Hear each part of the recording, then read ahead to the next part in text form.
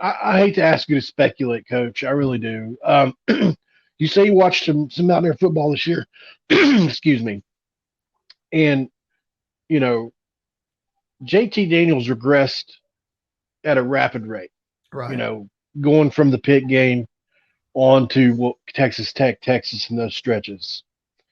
And the level that Pitt's defense plays at was not so much different than those other teams, I would say.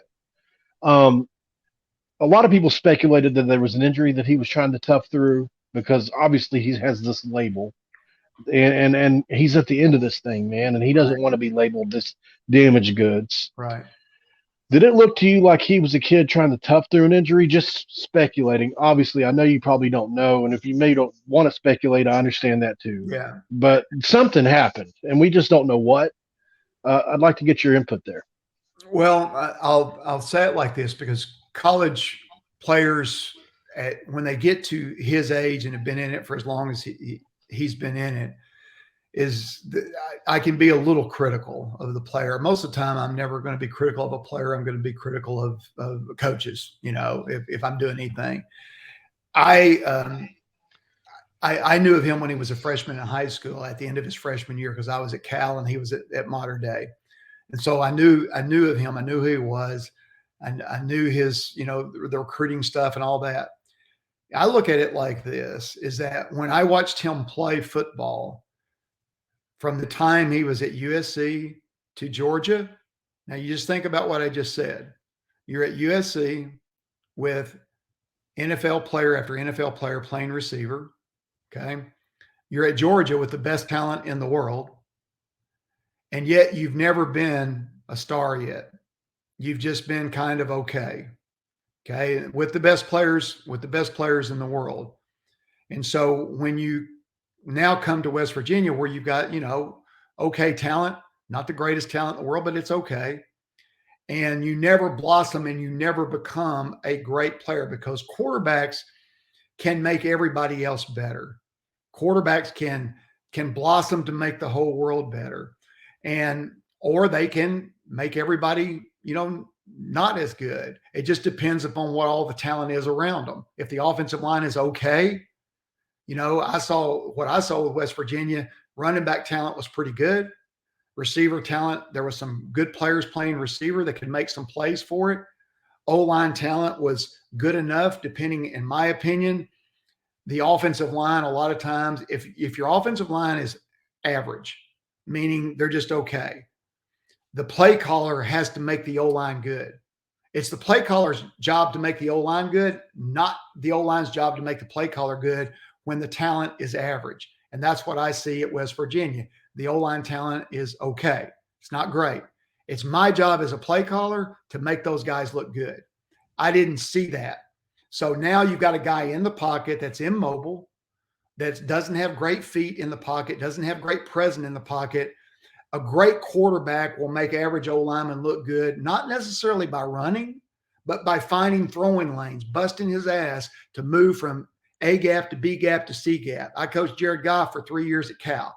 Jared Goff was the first pick in the draft because his footwork in the pocket, his eyes in the pocket, his ability to avoid the rush, never running, but to avoid the rush from A gap to B gap to C gap to D gap was better than anybody in football because we worked at it.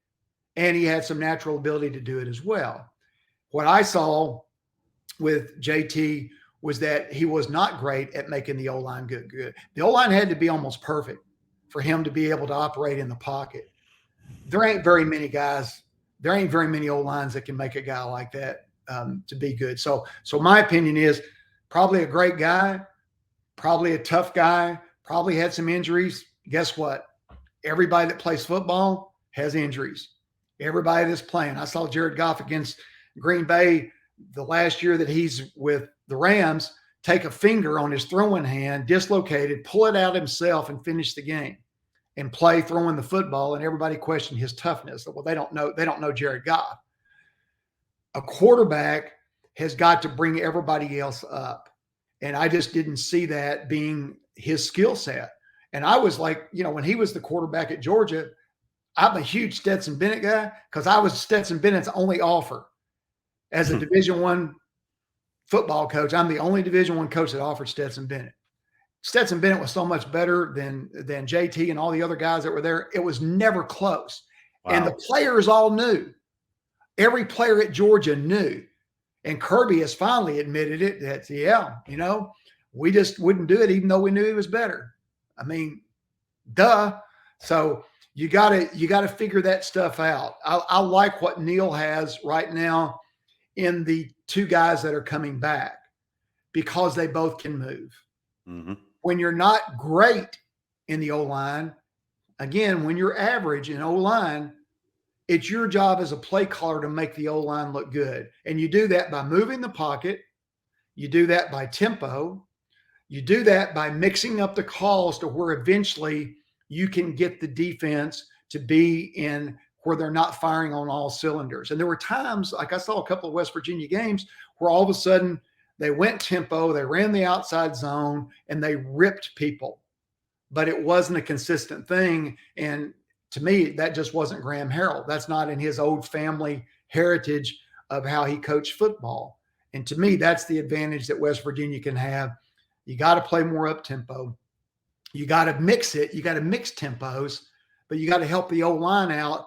And you do that with play calling. And so I was not a huge fan of JT Daniels. And again, that's not a knock on JT Daniels. You know, he is what he is. You know, when you get a guy, they are what they are. And most of the time in college, you can improve them a little bit, but you better get who you want that can win doing what your talent allows you to do. Well, my man Paul here called JT Daniels. I don't want to say called him out, but he did an episode on his show about halfway through the season saying that JT Daniels needed to be benched, and he took a lot of crap over that. Now he turns out to be pretty darn smart. Yeah. So what you just said, it aligns exactly with what Paul said. What I eventually came around to say